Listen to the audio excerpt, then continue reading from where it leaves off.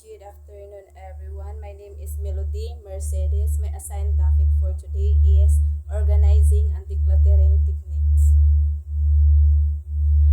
Organizing techniques are methods used to arrange and systematize things, tasks, or space so they are easy to find, access, and use. It helps create order, save time, and increases productivity. So sabotage naman siya, no? Sabotable naman siya. Everyone knows about sa organizing techniques. No, it's tackled about task or space sa atong area, then mga access na makahatag sa ato ng ano ba ni save time, then save spaces. So next, it's about decluttering techniques. Are methods used to remove unnecessary, unused, or unwanted items from space to keep it clean, functional, and stress-free. It focuses on letting go of excess and keeping only what is useful or meaningful. So kung magstorya tag decluttering, it means dyan mga dili mga necessary or dili mga di na ginagamit or sa panay ka nang dili na gud ingon nato nga kinahanglanon pa nato sa matag adlaw. So we need to i-out na to or igawas na or ipanghipos para makahatag sa atong lugar, then good nature sa palibot. So ways of organizing techniques or pamaraan. So we have 6 organizing techniques. One is leveling. Leveling put levels on boxes, folders, and shelves for easy identification. So leveling kanang magbutang kitad mga file, folders or mga boxes gani nga ginabutangan natong sign para mas maano na to, mas madali natong mahanap ang atong gihanap. Murag butang ato, like for example nagbutang ka dihag mga folder for school, for works, or for personal na mga files. Murag ginalagyan nimo siya sign gani, for example level 1, ang level 1 ba pang school ba na nga mga files, level 2 purang ginubutangan nimo siya og matud ananan gani nga dali nimo siya ma-found para lamang dili ka mag-waste ng time nimo. Then second is color coding. Ang color coding ug labeling parang same lang siya. Ang sa color coding is use color to separate categories. Example, blue for school, notes, then green for personal life. Then sa 3 is using storage container. Group similar items together in boxes or bin. So, para kanang mga butang gani nga pari-pariho lang sila. Murag ibutang nimo siya sa isa ka box or isa ka lugar nga murag ginatapok nimo siya tanan. Parang dili lang ingon nga miss lang tawon tapos maura man gihapon siya ang klasiha. Then sa 4th is time management tool. Use planner, calendar, or apps to organize schedules and tasks. So magbutang tag mga schedules tong kinabuhi sa calendar ba or sa mga apps ba, mga schedule mo butang ato schedule nga kaning adlaw kaning nga oras mao nimo ginabuhat. Then 5th is vertical and space saving storage. Arrange book, cloth, or files vertically to maximize space. So kapantay mo da ng mga libro, dapat ang iyahang pagplaster is dapat nakabarog tanan. Dili ingon nga murag nakahigda kay murag dako ang space nga iyang makuha kaysa ipabarog. Tapos pag-abot sa mga cloth or other things pa diha, mas maayo nang murag naka-file gani siya kaysa murag as in so dako ang iyahang ma-consume na space kung ingon ana siya. So dapat nakabarog or naka-file siya. Then 6 is checklist. Write to-do list to keep tasks organized.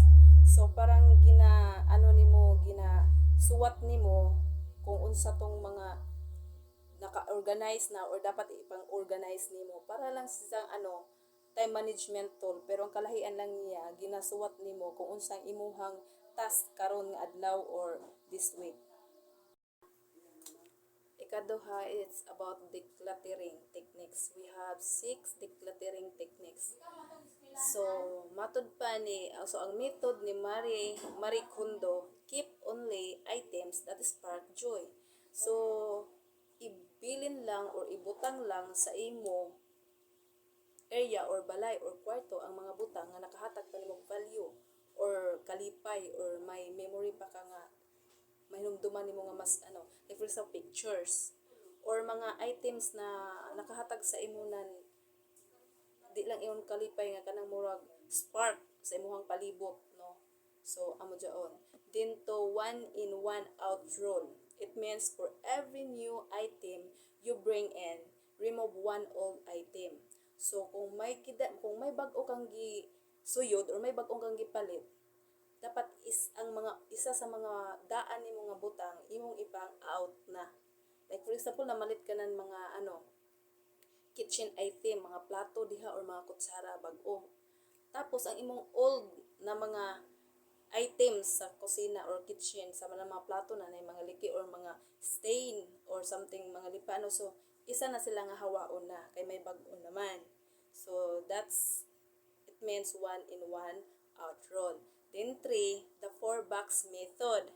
Prepare 4 box, label, keep, donate, then trust, relocate, unshored items into them. So may upat ka boxes for the 4 box method. We have box nga leveling, like for example mga gamit tunon pa nato pero ginakip nato siya in 1 box, pwede na nato sa kwarto na nato or sa suyod sa tubalay. Kung hain siya mas dali nato makuha kay ginagamit pa man kadto siya, isa na siya una nga box. Then the second box is donate.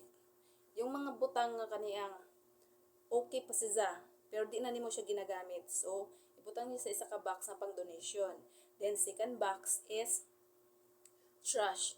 Mga butang na dili na nimo gamiton, di na gamiton nimo pero dili na po siya mapuslan sa others. So parang gibutang mo siya sa ka box para pang pang trash or pang labugo na. Then relocate unshort item into them. Then ang last box is mga butang pang gamitono nimo pero dili gud ingon necessaryng adlaw-adlaw pa yan na something. Pero gina-transfer nimo siya sa area nga mas hain siya dapit mas okay o mas gamit pa. So amo jaon sa 4 box method. Then sa number 4, daily or weekly decluttering. Spend 10 to 15 minutes regularly clearing unnecessary things. So, mostly gano'n na sa ato labi ng mga boarders or mga student, bisag pag dili student, bisag mga offices, no?